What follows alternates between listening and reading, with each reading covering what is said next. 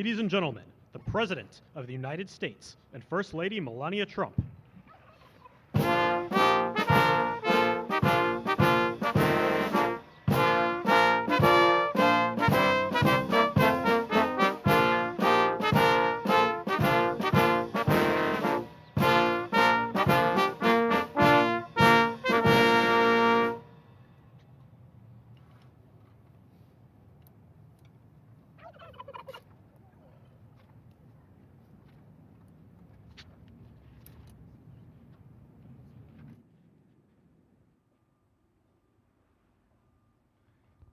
Thank you very much, and I hope you like our new beautiful patio with matching stone to the White House. If this were grass today, you'd be sinking into the mud like they've done for many years, and you would be very unhappy. Please, thank you very much.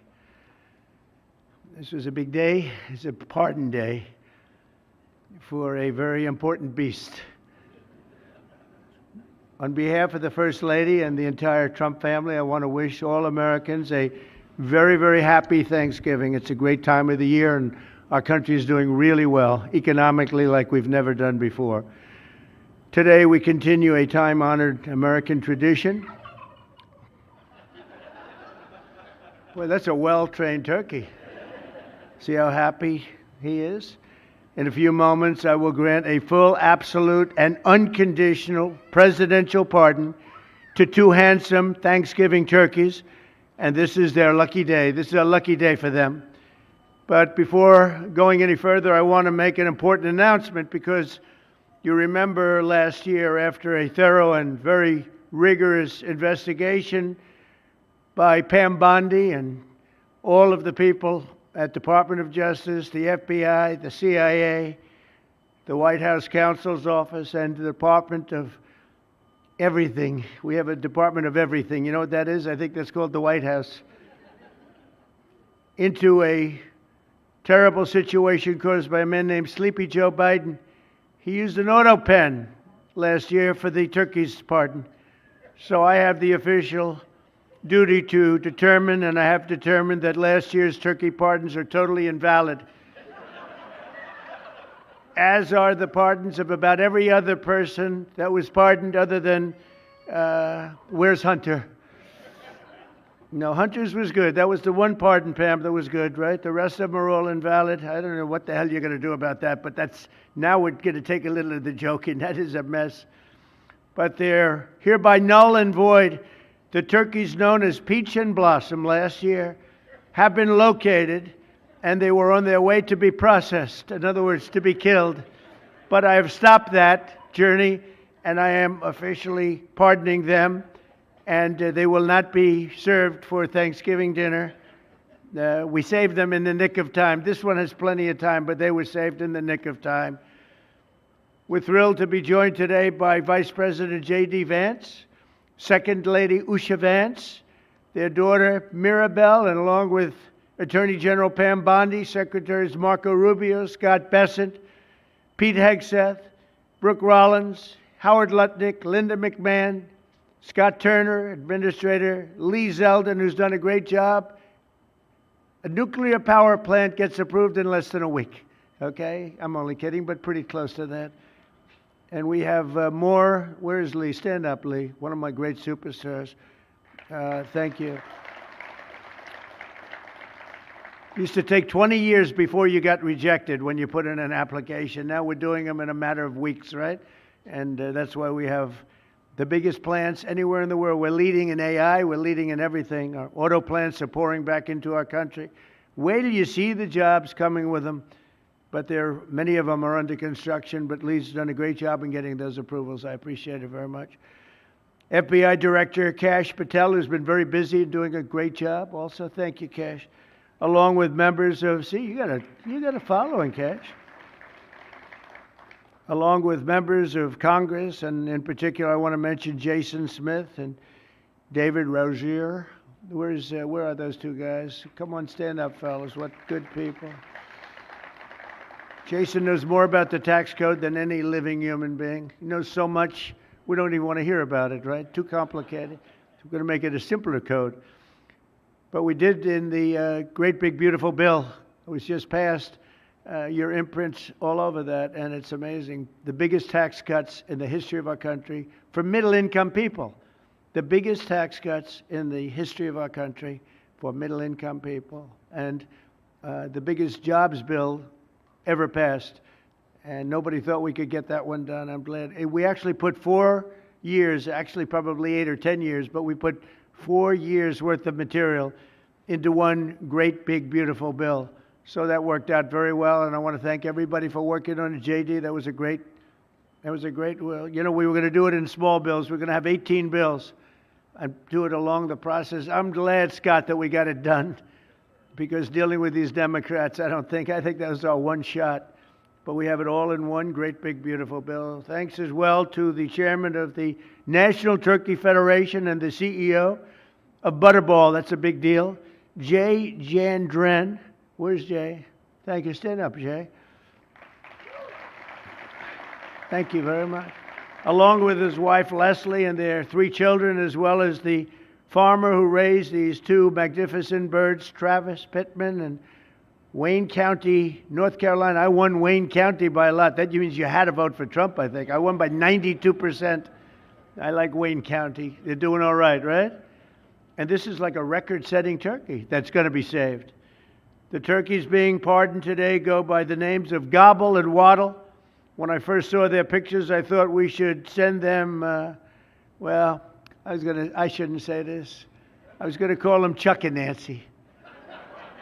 But then I realized I wouldn't be pardoning them. I would never pardon those 2 people. I wouldn't pardon them. I wouldn't care what Melania told me. Darling, I think it would be a nice thing to do. I won't do it, darling. These are 2 of the largest turkeys ever presented to an American president, over 50 pounds each. That's the largest we've ever had. And those are big turkeys. Are they as good as the normal-sized turkey? Better or as good? Do they tend to be a little fatty, maybe? No, he said no. He knows the turkey business. Anyway, despite their size, Secretary Kennedy has formally certified that these are the first ever Maha turkeys. I don't know if I agree with that. These are Maha. In other words, they could be fat, but they're still Maha. They've been fattened on a steady diet of grass, beef, to allow the smoothies and all of the other things that they've been eating for this occasion. This was a really big occasion. But they've eaten every fattening food that you can eat. We wanted to really make them special, and they really are. They're like record-setting. I've never seen a turkey that big before. Are they violent at all? Will they attack as I walk over? Because if they were, I'll stay right up here. But as you know, we're a tough-on-crime administration. We are tough on crime. You know, our border had 0 people coming in for the last 7 months, right? 0. I mean, even I find that hard to believe. They had millions and millions of people pour into our border from prisons, from mental institutions, gang members, drug dealers. They poured in to our country like we were stupid people. We're not stupid people anymore. But nobody's ever seen anything. The job that they've done on the Tom Homan, Kristi Noem, the whole group, the job they've done on the border is almost like a miracle. We have... And the people that make these statistics that said 0, they've said 0 for the last 7 months. It has to be like a few people got in, but they say 0. And they're radical left Democrats to do the scoring. So I can't imagine they did that for us. The truth is, we have no people coming into our country illegally. It's an amazing statistic, and I'm very proud of it. And we have the most people working in the United States today, by far, than we ever had in the history of our country. So those are all good numbers. But instead of pardons, some of my more enthusiastic staffers were already drafting the paperwork to ship Gobble and Waddle straight to the terrorist confinement center in El Salvador.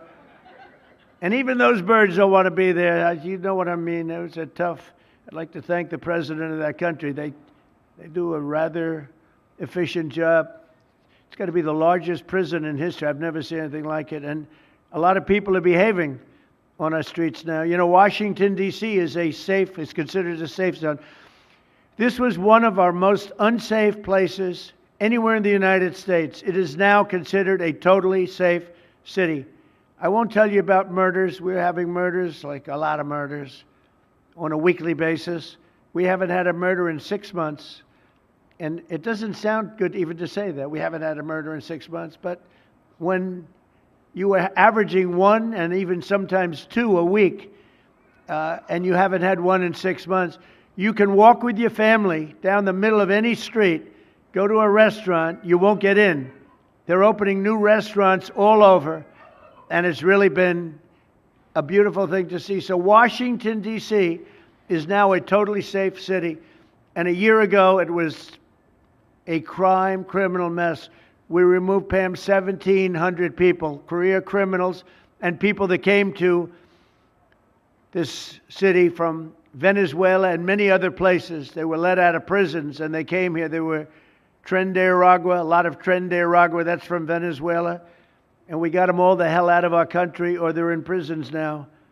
And you can walk down any street in Washington, and you're going to be just fine. And I want to thank the National Guard. I want to thank Pete Hegseth. The job you've done here is incredible.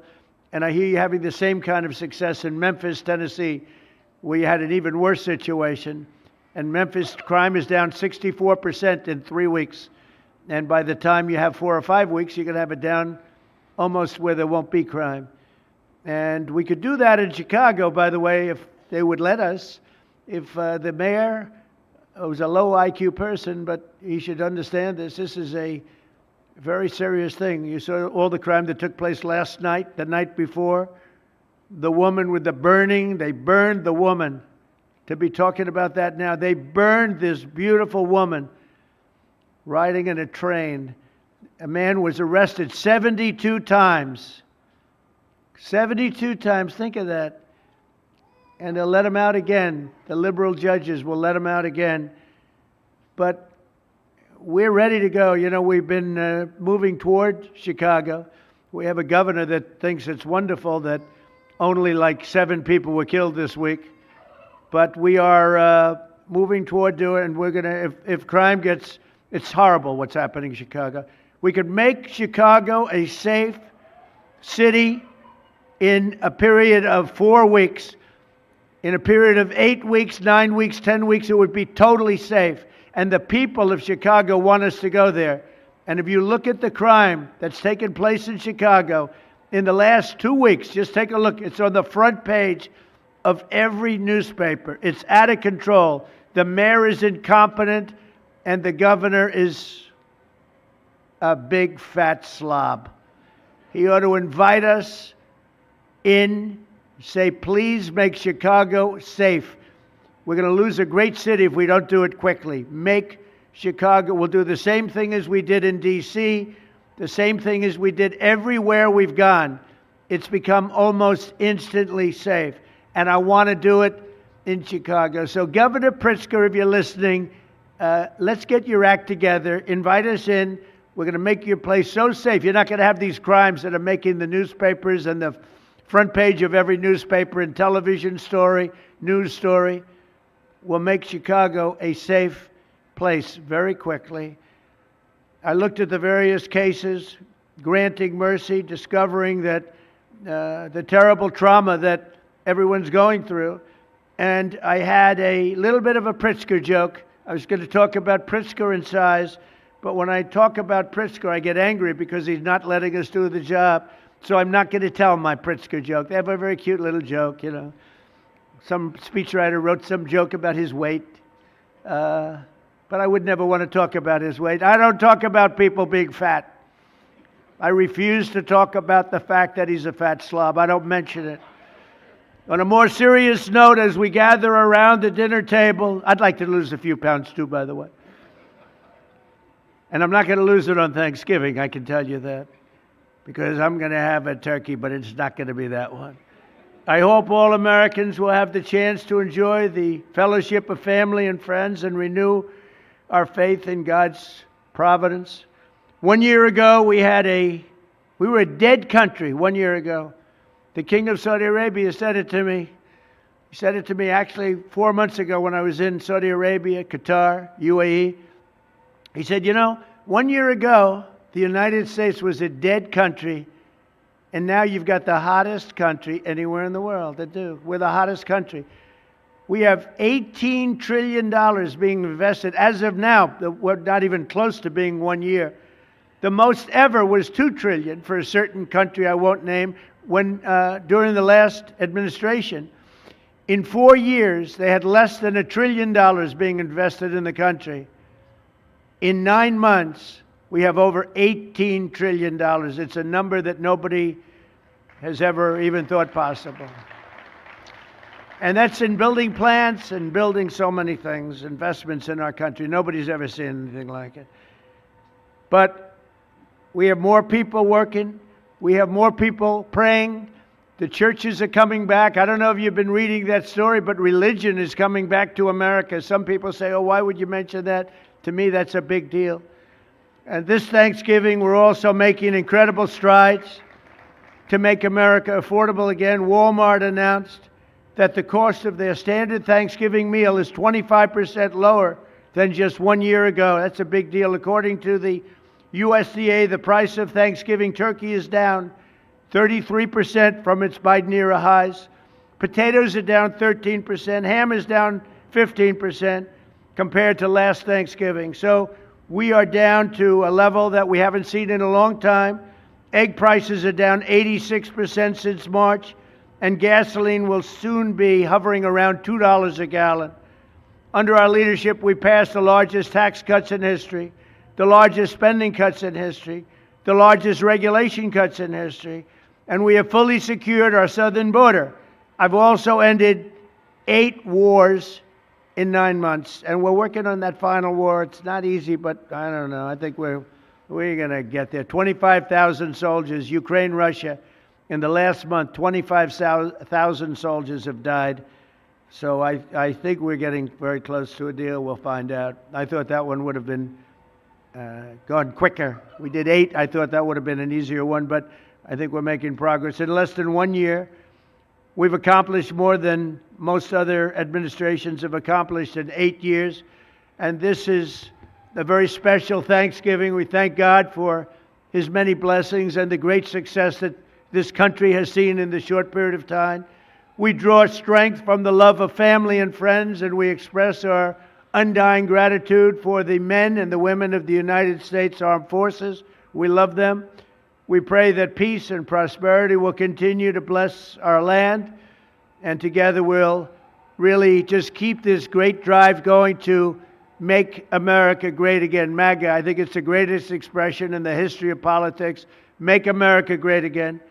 So once again, Melania, thank you for doing such a great job and being such a great First Lady. And now let's go and give Waddle. Waddle, by the way, is missing in action, but that's okay. We'll pretend Waddle is here. The gift that they've been waiting for. And I'll move over and I will just say very nicely, gobble your pardon. Come on, let's say it in front of Gobble. Thank you very much, everybody.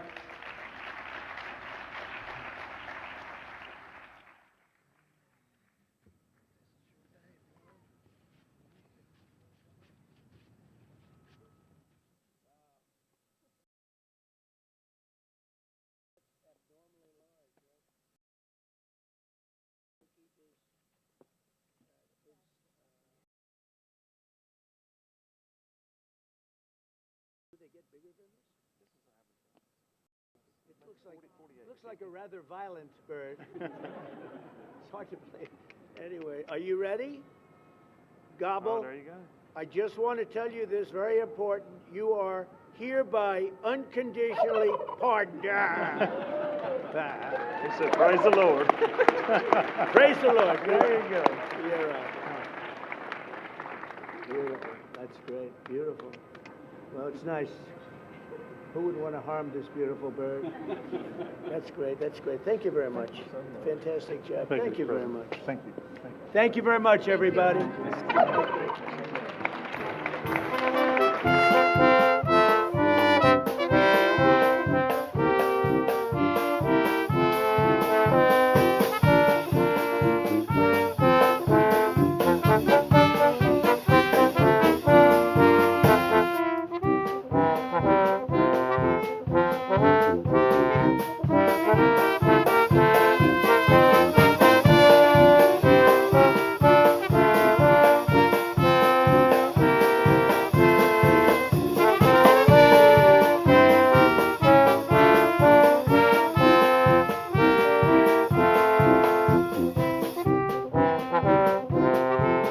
谢。